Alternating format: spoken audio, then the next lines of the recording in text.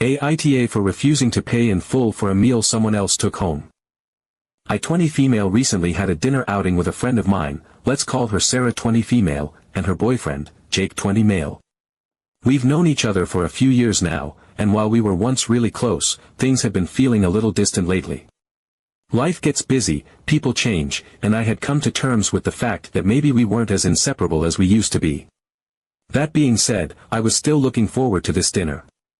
I hadn't seen them in a while, and I figured it would be nice to catch up over a good meal. When we got to the restaurant, everything seemed fine. We chatted about school, work, random things going on in our lives. The vibe was casual, and for a moment, it felt like old times. I was skimming the menu, trying to decide what to get, when I accidentally ordered a dish I couldn't eat. It was entirely my fault. I misread the description and didn't realize that it had an ingredient I absolutely couldn't handle.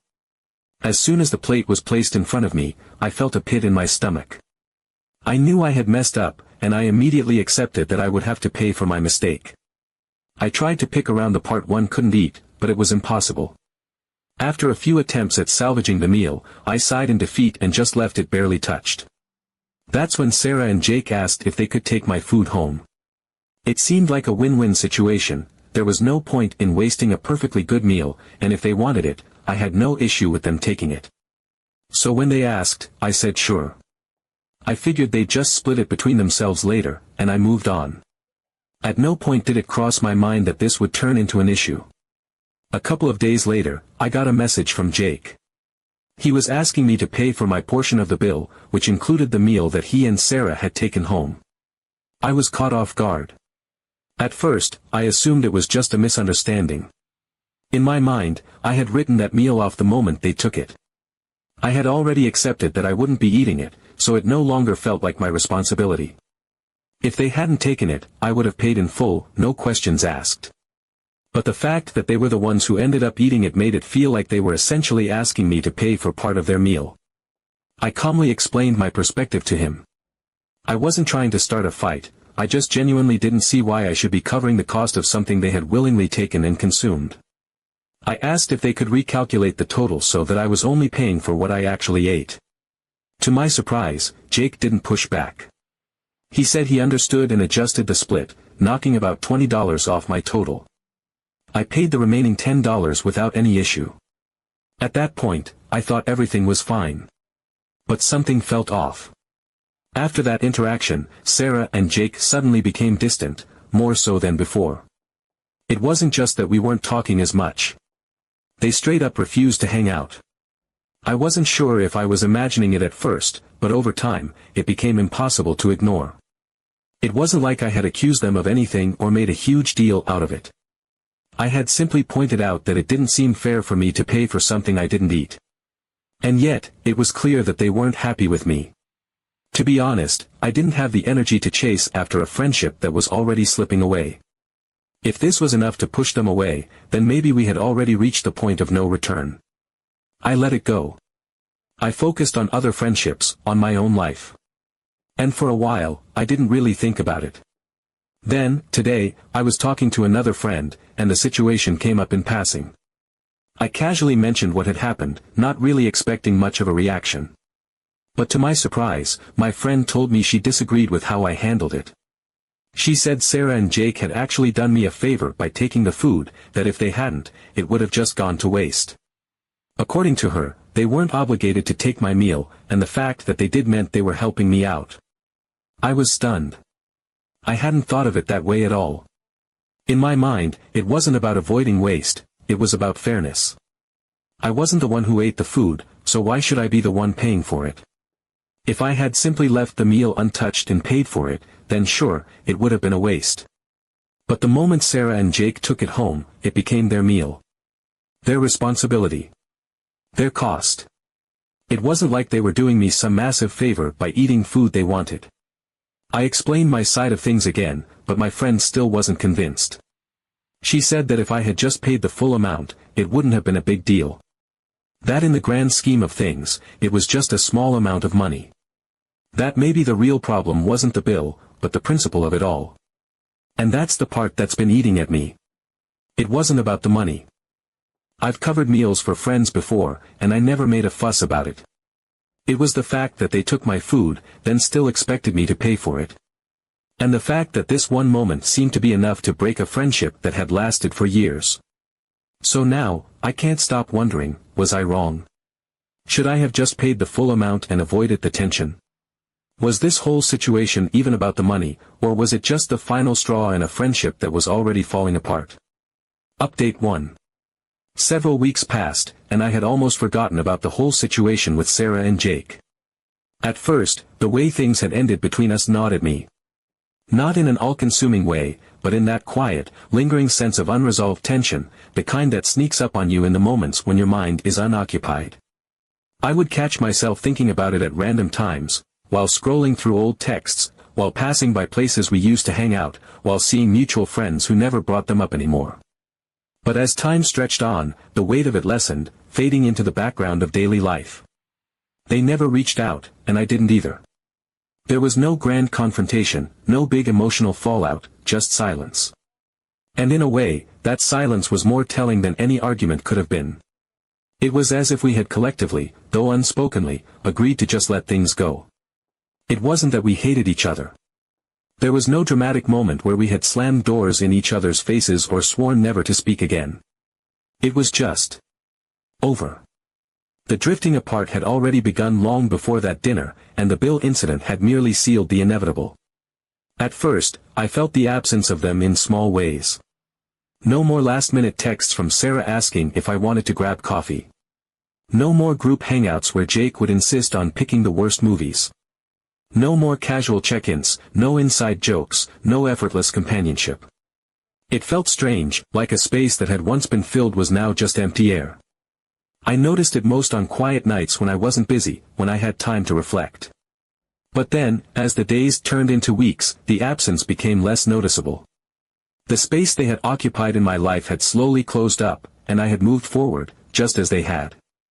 I found myself enjoying the freedom that came with it. There was something liberating about not having to wonder whether I had offended someone over a dinner bill, about not having to overanalyze every interaction to see if something was off. I reconnected with other friends, focused on things that made me happy, and let myself forget about the whole ordeal. If Sarah and Jake had decided that this was how they wanted things to be, I wasn't going to chase after them. I had spent too much time in the past trying to keep friendships alive that had already died. This time, I chose to let it be. And then, out of nowhere, I got a text from Sarah. "Hey.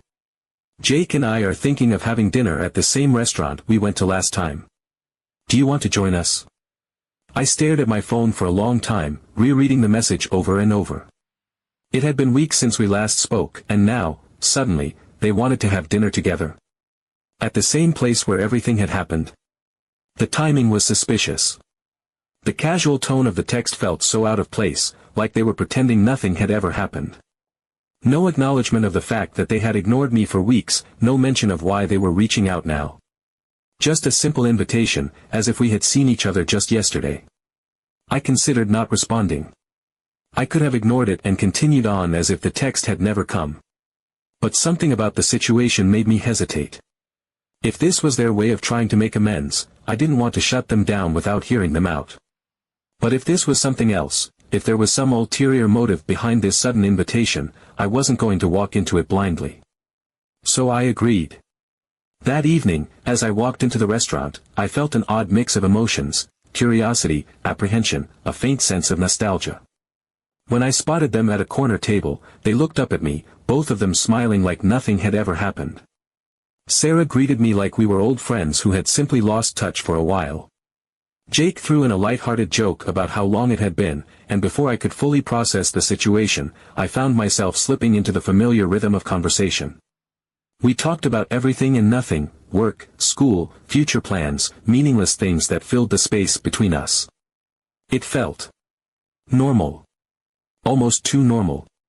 As if the weeks of silence had never existed, as if we had never had that awkward moment over the bill, as if things had never gone cold between us. There was no hesitation in their voices, no hint of tension. If I didn't know any better, I would have believed that nothing had ever gone wrong. And so, I played along. I smiled, I laughed, I nodded at their stories. If they weren't going to bring it up, I wasn't going to be the one to force the conversation. Maybe this was their way of extending an olive branch, not through words, but through the act of moving forward as if the past didn't matter. But deep down, I was watching. I was waiting. When the time came to order food, I made a choice. A very deliberate choice. Spicy squid, drenched in a sauce full of specific spices that I knew, without a doubt, that both Sarah and Jake couldn't stand. It wasn't just a casual preference, they had made it clear before that they absolutely couldn't handle anything remotely spicy. We had laughed about it once, joking about their low spice tolerance when we tried different cuisines together. I remembered Sarah once taking a bite of something mildly spicy and immediately reaching for a glass of water, her face contorted in discomfort. I remembered Jake dramatically fanning his mouth after eating a dish that wasn't even that hot. I knew for certain that they wouldn't touch my meal under any circumstances. The perfect choice. Dinner continued smoothly. We ate, we laughed, we reminisced about old times. The atmosphere was light, almost easy. For a moment, it truly felt like nothing had changed. It was almost too good to be true. But there was something lurking beneath the surface, something unspoken that neither of us dared to acknowledge. A strange sense of déjà vu hung in the air, as if we were retracing old steps on a path that I had already walked before. Dinner went well. We ate, talked, laughed. Everything seemed easy until it was time to pay off. Update 2. As soon as the waiter placed the bill on the table, I caught the flicker of movement between Sarah and Jake. It was quick, almost instinctual, the kind of wordless communication that happens between people who have perfected a routine. Sarah barely turned her head, but her gaze slid sideways toward Jake, a fleeting exchange of understanding passing between them. Jake, in turn, shifted slightly in his seat, the corner of his mouth tugging upward for the briefest of moments before he smoothed his expression back into something more neutral. It was subtle, almost imperceptible, but I had been waiting for it. The moment I saw it, I knew. They were expecting me to do exactly what I had done before. They were waiting for that small, almost sheepish admission that I couldn't finish my meal. They were prepared for me to shrug apologetically, to sigh and say, "Oh, I can't eat this." They had already decided how the rest of the evening would go. The script had been written before the first course had even arrived. They thought they were steps ahead of me, that I would simply fall into place like I had before. I let them sit in that expectation for a moment longer than necessary. I let the silence stretch, watching as Sarah's fingers toyed with the edge of the napkin on her lap, as Jake reached for his glass of water and took a slow sip, feigning casual disinterest. I could feel their anticipation, the quiet confidence in their body language. They had done this before. They had won before. But this time, I was ready. I widened my eyes just slightly, letting a dramatic expression of realization cross my face. Then, placing a hand lightly over my stomach, I sighed as if I had just noticed something for the first time. I made a small, regretful noise, shaking my head with exaggerated dismay as I glanced down at my plate. I told them that I had ordered too much. I wasn't hungry anymore. But, of course, it would be such a waste to let such a wonderful dish go uneaten. The second the words left my mouth, I saw it happen. The barely perceptible shift. The moment Jake took the bait. He was eager, too eager, the way he immediately responded, saying that they could take it home if I wasn't going to eat it. Sarah was already reaching for her bag as if the matter had been decided, as if my meal had already transferred ownership. It was almost laughable how quickly they had pounced. But I wasn't done yet. I looked at them both, pressing my lips together as if I were deep in thought.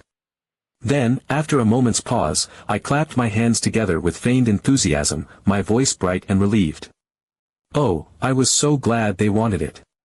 Because, after all, I had actually ordered the dish just for them. I knew how much they absolutely loved spicy squid, and I had been so excited to share something I knew they would enjoy. The transformation in their faces was immediate and brutal. Jake's confident smirk faltered, his lips parting slightly as if he had something to say but had momentarily lost his ability to form words. His eyes darted towards Sarah, looking for backup, but she wasn't much better off. Her posture went stiff, and for a split second, she looked almost trapped. Then, quickly recovering, she let out a nervous laugh, tucking a loose strand of hair behind her ear. She said, in a suddenly much more hesitant tone, that they didn't actually like squid all that much. I tilted my head slightly, my expression one of innocent confusion. That was strange, I said, because I distinctly remembered how much they had raved about it before. I even referenced a completely fabricated memory, painting a scene in which they had once gone on and on about their love for squid. Sarah's fingers twitched against the table, her smile growing tighter by the second. Jake hesitated, clearing his throat before offering up a weak excuse about how they weren't really fans of spicy food. I sighed dramatically, shaking my head with exaggerated regret. That was such a shame, I told them. Because I had been so sure they would love it. I looked down at the untouched plate, lingering just long enough to make them squirm. Then, with a shrug, I casually decided that I would just take it home myself since no one else wanted it. The silence that followed was thick, heavy with unspoken words. Sarah and Jake didn't say anything, but they didn't need to. Their avoidance was enough. The way they suddenly became very focused on their drinks, the way Sarah's hand tightened around her napkin, the way Jake's jaw clenched slightly as he realized what had just happened. They had been caught. There was no denying it, no twisting the situation to make themselves look better. I had laid the trap, and they had walked straight into it without hesitation. And so, the conversation shifted. The light-hearted tone remained on the surface, but underneath, something had changed. Sarah started talking about something meaningless, her voice a little too forced, her words a little too rushed. Jake nodded along absent-mindedly, but there was no real engagement. The ease, the unspoken confidence they had carried earlier, was gone. Now, they just wanted the meal to end. And honestly, so did I. When the check finally arrived, we split it without issue. No awkward hesitations, no subtle manipulations, just a quick and mechanical exchange of money before the waiter walked away.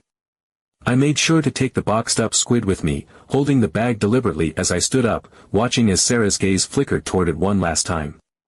We stepped outside, and the usual formalities followed. A polite goodbye, a vague mention of catching up again soon, the lingering presence of something unresolved in the air. Everything looked normal. Everything felt routine. But beneath it all, the weight of what had just happened lingered. We paid, I took the food with me, and we said goodbye. Everything looked fine, but I knew it wasn't the end. Update 3. The next morning, as I sat with my coffee, the events of the night before played over and over in my mind like a film reel. The atmosphere at the restaurant, the polite small talk that felt more like a performance than a genuine conversation, the way Sarah and Jake had glanced at each other the moment the bill arrived, it all replayed in perfect detail. I could still see the flicker of expectation in their eyes, the slight shift in Sarah's posture, the way Jake had leaned in ever so slightly, already poised to swoop in and claim my food like he had done the last time. And then, the moment of realization. The exact second their expressions changed. The way Sarah's nervous laugh wavered as I insisted they loved squid. The way Jake fumbled for an excuse, trying to backpedal while avoiding my gaze. It had been subtle, quick, just a few seconds of raw discomfort before they covered it up with forced smiles. But I had seen it. I had felt it. And that moment alone had been worth everything. I took a slow sip of my coffee, the warmth grounding me as I let my thoughts settle. There was still one more thing I needed to do. A final touch.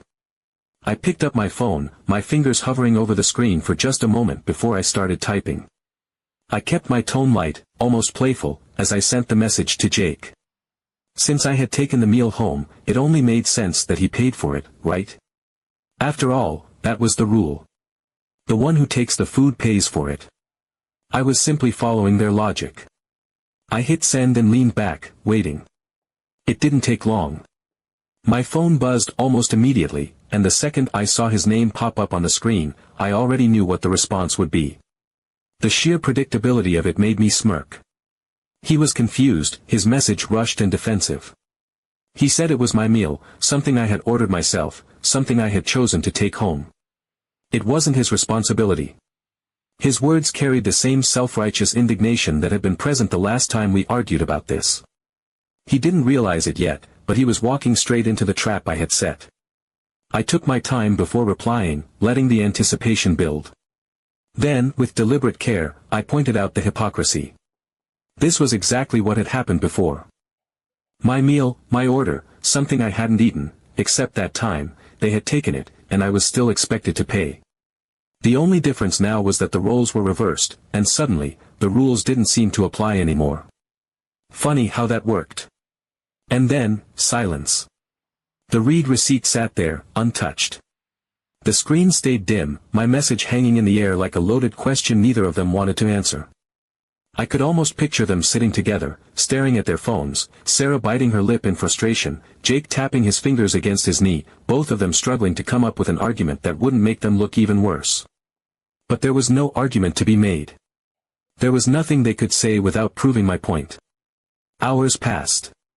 My phone remained still, the silence stretching longer than I had expected. I went about my day as usual, but there was a certain satisfaction lingering in the back of my mind. It wasn't about the money. It never had been. It was about the principle, the quiet victory of making them see their own hypocrisy laid out in front of them, undeniable and inescapable. Eventually, a new message appeared on my screen. But it wasn't from Jake. It was from Sarah. Her message was short, devoid of any of the warmth or casual friendliness she had forced the night before. She told me that it was probably best if we didn't see each other anymore. No justification, no attempt at smoothing things over. Just a clean break, an unceremonious ending to what had once been a close friendship. I read it twice, then once more, letting the finality of it settle in. There was no anger in her words, no passive-aggressive parting shots, no dramatic accusations. Just an acknowledgement that this was it. That whatever connection we had left had officially unraveled. And the most surprising part? I felt nothing. No sadness. No regret. No sense of loss. Just relief. A quiet, peaceful kind of relief, like I had set something heavy down and could finally stretch out without its weight pressing against me. I didn't hesitate before typing out my response. I agreed. Then, without a second thought, I deleted both of their numbers from my phone. Because the truth was clear now. Friends who were willing to walk away over something as small as $20 had never really been my friends to begin with.